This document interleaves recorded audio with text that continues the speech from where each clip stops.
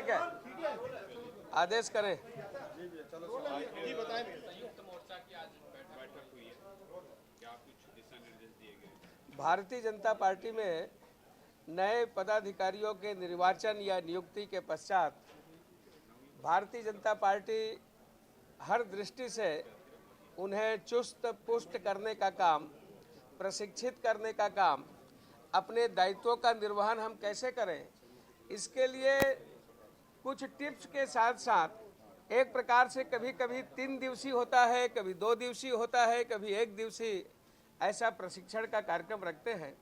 आज हमारे पदाधिकारियों के माध्यम से ऐसे नवनियुक्त पदाधिकारियों को पार्टी के हित में पंडित दीनदयाल उपाध्याय, डॉक्टर श्यामा प्रसाद मुखर्जी जी के विचारों को नीचे तक कैसे लेकर के जाए, दीनदयाल जी का अंत्योदय, माननीय नरेंद्र मोदी जी की योजनाओं को और साथ ही संगठन कैसे मजबूत हो, इसके लिए ऐसे कुछ टिप्स के साथ कुछ सूत्र, कुछ मंत्र दिए गए हैं जिसको हम नीचे तक उतारने का काम करेंगे। ये क्या ये माना जाए कि संगठनात्मक स्तर पर मिशन 2028 की तैयारी शुरू कर दी गई है? 2028 नहीं, भारतीय जनता पार्टी में जैसे ही एक चुनाव होता है उसके प्रातः काल दूसरे दिन से हम आने वाले दूसरे चुनाव की भी तैयारी करते हैं।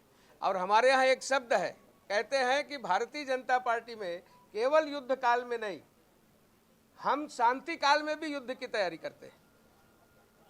ये बलरामपुर से कभी घटना सामने आई है जिसमें एसडीएम और उनके साथियों के द्वारा जो कुसमी ब्लॉक है वहां पर ग्रामीणों के साथ मारपीट की गई है और उसमें एक ग्रामीण की मौत हुई है, हिरासत में लेके पुलिस पूछताछ भी कर रही है। उसमें जांच पड़ताल चल रही है, अभी से कुछ कहना उचित नहीं है, जांच में सारी बातें स्पष्ट हो जाएगी। तो लेकिन इसी में कांग्रेस जो है आरोप लगा रही है, पता कौन सा सर, इस पे कांग्रेस आरोप लगा रही है कि लगातार पुलिस कस्टडी में इस तरह की घटनाएं जो है भाजपा शासन काल में हो रहे हैं।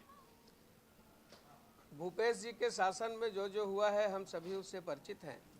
अभी चाहे वो सूरजपुर हो, कोंडागांव हो, गरियाबंद हो, सबके पीछे कांग्रेस का हाथ रहा है, कांग्रेस के पदाधिकारियों का हाथ रहा है। और कुछ अपुष्ट जो रहे, बाद में 2 दिन बाद पता चला कि इसमें तो कांग्रेस के ही लोग हैं, तो वो भी स्पष्ट हो जाएगा। सर, चैतन्य वघेल जेल से छूटने के बाद लगातार दिल्ली जाकर के प्रियंका गांधी और कांग्रेस के शीर्ष नेतृत्व मिले, तो क्या यह माना जाए कि आने वाले समय में राजनीति में आने का संकेत है चैतन्य वघेल का? अब वो अपने को बेदाग होने के लिए